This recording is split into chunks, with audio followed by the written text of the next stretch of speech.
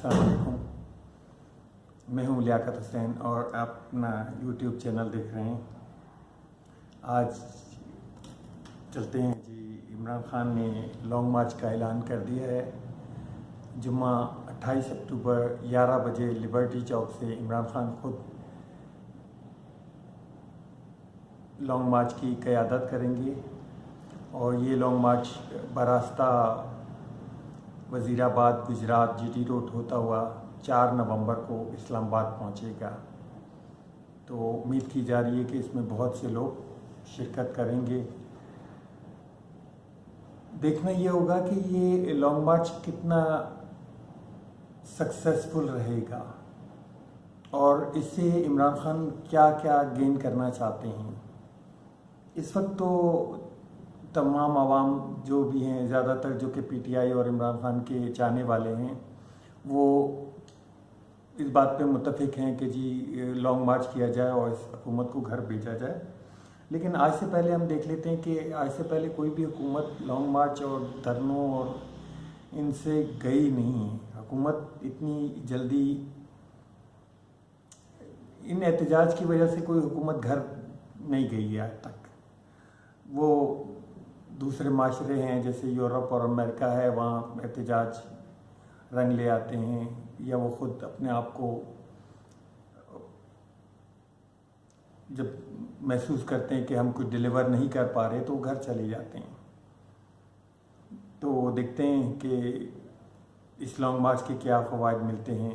हुकूमत पे प्रेशर तो पहले ही है, जब से उन्होंने लॉन्ग मार्च का ऐलान किया हुआ था और वो उनको मुक़तदिर हल्के, उनको जो उनके करीबी हल्के हैं, वो उनको बार बार इस पर उकसा भी रहे थे कि जी ये लॉन्ग मार्च को जल्द अज जल्द किया जाए, देर ना हो जाए।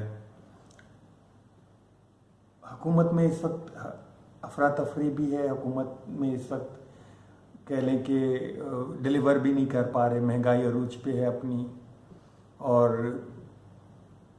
जो इंसानी बेसिक चीज़ें हैं वो नापैद होती जा रही हैं और मुश्किल से मुश्किल हालात देखने को पड़ रहे हैं। आगे बात करते हैं हम इमरान खान की कि इमरान खान ने पिछले 2-3 दिनों से रूल ऑफ लॉ पे बात कर रहे हैं। रूल ऑफ लॉ की ज़्यादा बात की है उन्होंने। कल इस्लामाबाद में भी इस्लामाबाद कह रहा हूँ, पेशावर में उनका एक जलसा था, उसमें भी उन्होंने रूल ऑफ लॉ पे बात की। कल रात को उनका ऑनलाइन ऑक्सफोर्ड यूनिवर्सिटी में खिताब था, उस पर भी उन्होंने रूल ऑफ लॉ पे बात की और रिजीम चेंज के हवाले से भी बात की। तो रूल ऑफ लॉ है क्या? हमारी नज़र में तो रूल ऑफ लॉ वो है कि जैसे इंसान का बनाया हुआ कानून इंसानों के लिए, इंसान की फलाह के लिए। दूसरी जानिब हम देख लें कि जंगल का कानून तो आपको पता है कि जैसे इंसान जंगल में जाता है तो उसको एक खौफ सा आ जाता है कि जो भी चीज़ आएगी वो उसके ऊपर कोई लॉ नहीं है कि वो जो भी करे उसकी मर्ज़ी है। तो वहाँ तो ताकतवर का ही कानून चलता है, ताकतवर ही अपने जो कमज़ोर होते हैं उनको दबा के रखता है।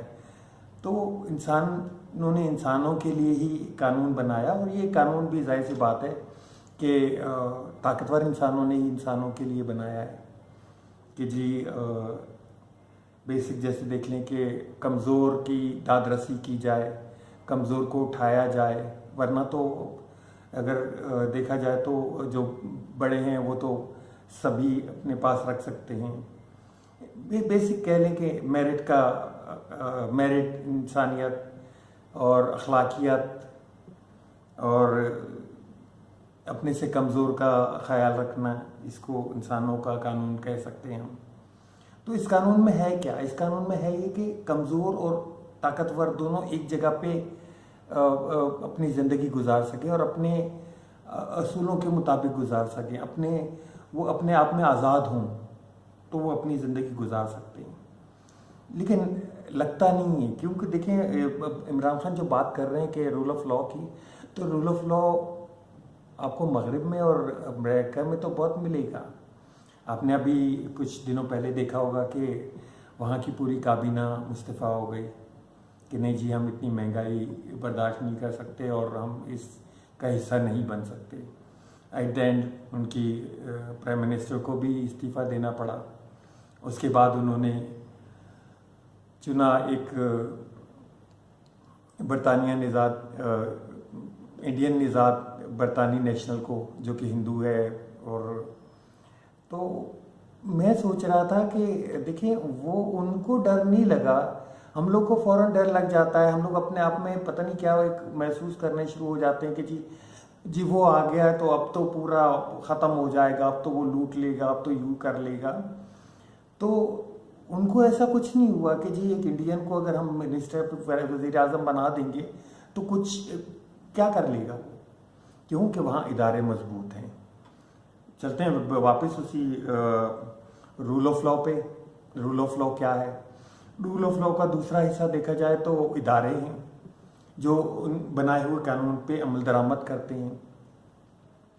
अब इदारे अपने आप में खुद मुख्तार होंगे तो वो अमल करेंगे ना। इदारों का काम है कि लाचार की, कमज़ोर की दादरसी करना, ठीक है। तो जहाँ पे लॉ एंड ऑर्डर की सिचुएशन आ जाए, या कहीं पे कमज़ोर को दबाया जाए, या कहीं पे कमज़ोर के ऊपर जुल्म किया जाए, तो वहाँ इदारे खड़े हो जाएं, इदारे उनको बचाएं। लेकिन ऐसा यहाँ देखने में मिलता नहीं है हमें। इदारों को मजबूत होना पड़ेगा, हमको इदारों को मजबूत करना पड़ेगा। इदारे मजबूत नहीं होंगे तो फिर तो हमारी कोई एक पॉलिसी नहीं बन पाएगी, पॉलिसी मेंटेन नहीं हो पाएगी। यही वजह है शायद कि हम 75 साल हो गए अभी तक हम वही रोटी कपड़ा मकान के चक्कर में ही पड़े हुए हैं। हम अपने रोटी रोज़गार के चक्कर से ही नहीं निकल पा रहे।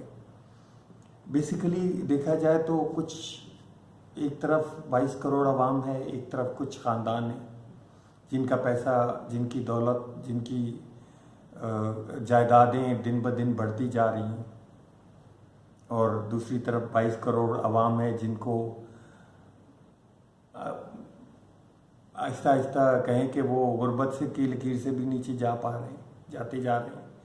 उनको खाने पीने का भी मसला हो रहा है, बिलों का मसला हो रहा है।